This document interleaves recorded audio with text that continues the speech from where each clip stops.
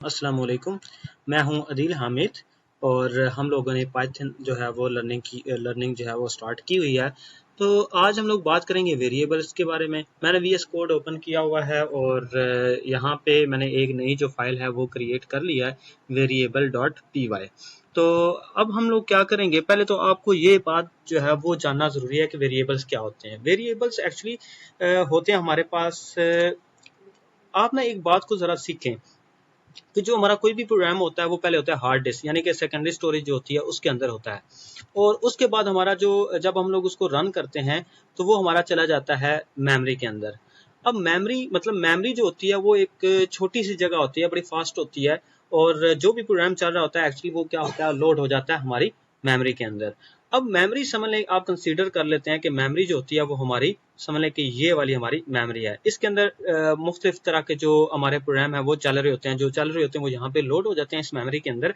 तो अब एक्चुअली जब भी हमें कोई चीज़, लेट्स सपोज मैं यहाँ पे अगर ये जो एडिटर है इसके अंदर मैं लिख देता हूँ एज इज इक्वल टू 5, ठीक है। अब ये जो एज इक्वल टू 5 है ना, ये एक्चुअली ये जो मेमोरी है इसके अंदर एक जगह इस तरह से कंटेनर बना देता है और उसका जो नेम होता है, ये जो कंटेनर, ये जो जगह बन गई हमारी, रिजर्व हो जाती है जब प्रोग्राम चल रहा होता है। तो ये जो जगह बन जाती है उस जगह का जो नाम है वो क्या है, उस जगह का नाम एज हो जाता है हमारे पास। मतलब ये कि अब ये जो जगह है इसका नाम क्या है हमारे पास, एज है, ठीक है।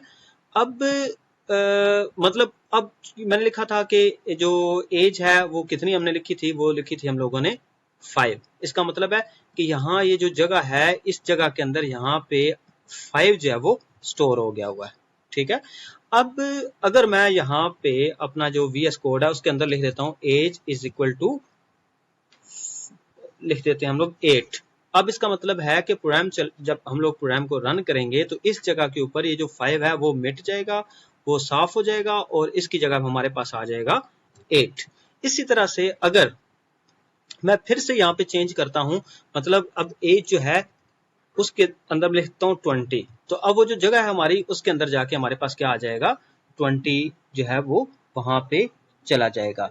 तो बात ये है कि यहाँ पे आ जाएगा अब 20, ठीक है। अब ये एक्चुअली मेमोरी के अंदर एक जगह का जो जगह होती है उसका नाम होता है, उसका एक खास नाम रखते हैं, उसको हम लोग कहते हैं वेरिएबल। यानी कि वेरिएबल एक्चुअली क्या है, एक जगह है जो कि मेमोरी के अंदर प्रोग्राम चलने के दौरान बन जाती है, जो हम लोग अपने पास से रिजर्व कर लेते हैं, ठीक है। तो ये होती है। अब हमारे पास डिफरेंट तरह के वेरिएबल्स होते हैं, जैसे अभी मैं यहाँ पे एज, अब एक वेरिएबल है मैंने बनाया। इसी तरह से अगर कोई भी अगर मैंने कोई नेम स्टोर करना था तो उसके लिए मैं कोई और वेरिएबल बना लेता।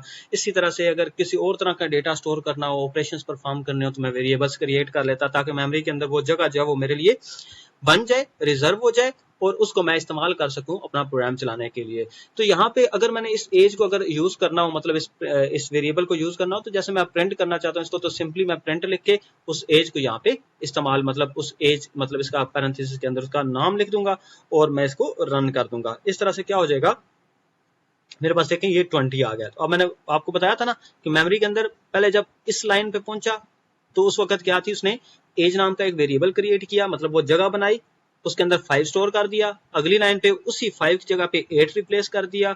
अगली लाइन पे उसी वो जो हमारा 8 था जहां पे स्टोर, वहां पे 20 स्टोर कर दिया। और जब मैंने इसको प्रिंट किया अगली लाइन पे तो उसने 20 प्रिंट कर दिया। तो ये है वेरिएबल का कॉन्सेप्ट। अब हम क्या करते हैं, जो वेरिएबल मैंने बताया कि डिफरेंट टाइप्स के हो सकते हैं। मतलब अगर मुझे कोई एक नेम है, मतलब स्टूडेंट नेम, ठीक है, स्टूडेंट नेम जो है वो वेरिएबल है और इसके अंदर मैं स्टूडेंट का नाम रखना चाहता हूँ। लेट्स सपोज कि मैं अपना ही चले नाम जो है वो स्टोर कर देता हूँ। इसका मतलब है कि मेमोरी के अंदर स्टूडेंट नेम के हिसाब से एक खाना सा बन गया हुआ है और उसके अंदर एक जो नाम है अदील हामिद वो जाके स्टोर हो गया हुआ है। मतलब ये हुआ कि जब भी हमने स्ट्रिंग जो है वो, जब भी स्ट्रिंग अगर किसी वेरिएबल के अंदर स्टोर करने की, स्ट्रिंग क्या होती है, डबल कोट्स के अंदर। इन स्ट्रिंग वो वाली वैल्यूज होती हैं, हम इनकी जो टाइप्स हैं उसके बारे में अपनी अगली वीडियो के अंदर बात करेंगे, क्योंकि ये वीडियो जो है वो फिर हमारी बड़ी हो जाएगी। हम इसके बारे में बात करेंगे कि जो स्ट्रिंग होती है वो क्या होती हैं, या डेटा की जो डिफरेंट टाइप्स होती हैं, जो वेरिएबल की डिफरेंट टाइप्स होती हैं वो क्या होती हैं। तो इसको भी अगर मैंने प्रिंट करना होगा तो मैं क्या करूंगा, सिंपली लिखूंगा प्रिंट और फिर मैं यहाँ पे लिख दूंगा स्टूडेंट नेम। देखें नीचे खुद ब खुद आ गया होगा। तो मैं अब इसको रन करके देखता हूँ तो जरा आप देखिएगा कि नीचे हमारा रिजल्ट आ गया 20 और फिर नीचे क्या आ गया हमारे पास, अदील हामिद। ये